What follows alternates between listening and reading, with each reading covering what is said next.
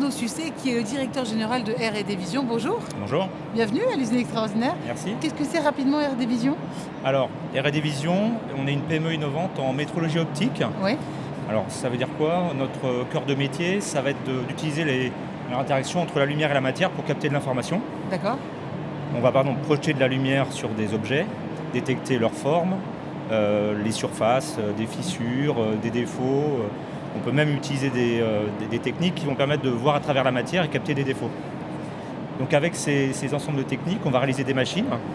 Et ces machines vont être mises à disposition de l'usine pour développer des produits ou pour contrôler des produits et de la qualité.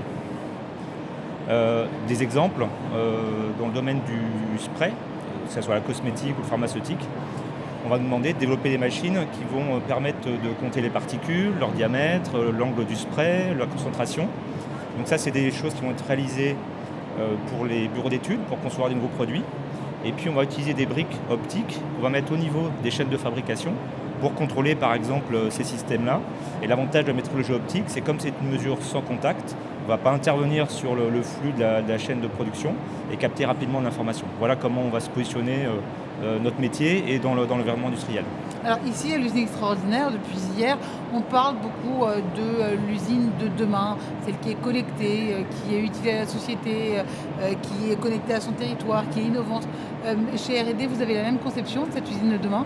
Alors, il y a un certain nombre de nouveaux enjeux ou nouvelles exigences qui effectivement amènent à réinventer l'usine, réinventer pour des contraintes normatives de qualité, traçabilité. Je prenais l'exemple du spray tout à l'heure.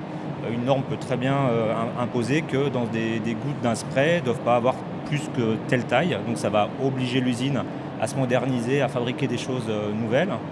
Il y a aussi des enjeux qui sont plus sociétaux.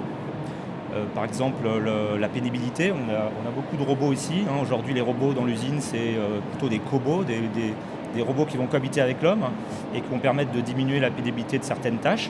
Et la vision, par exemple, ça peut être aussi un moyen de déporter une opération qui est compliquée, fatigante, sur un écran et de faciliter l'intervention d'un opérateur. Et puis un enjeu un peu plus récent, qui est un enjeu environnemental.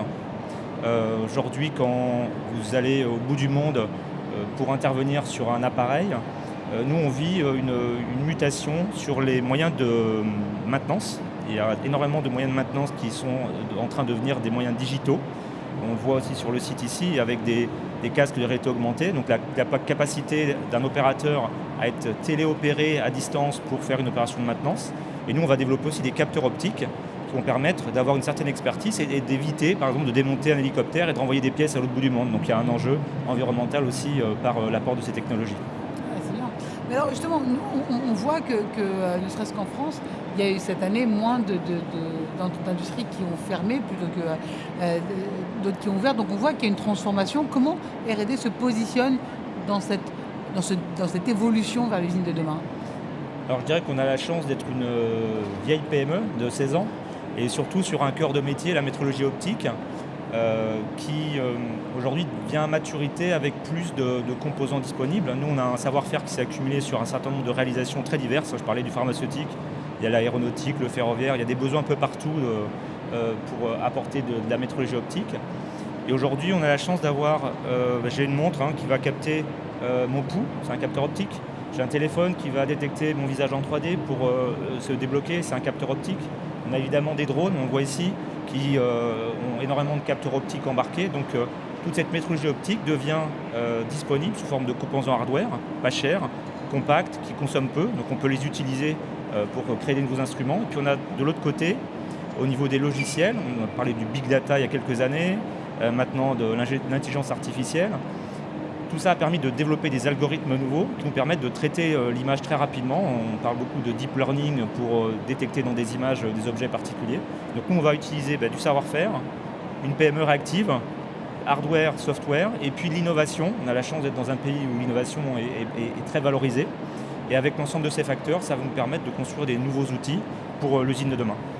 En tout cas, c'est très clair et ça donne vraiment, c'est un vrai message passé aux industries qui sont ici aujourd'hui. Arnaud Sucet, donc directeur général d'R&D Vision. Belle usine extraordinaire. Merci beaucoup. Merci.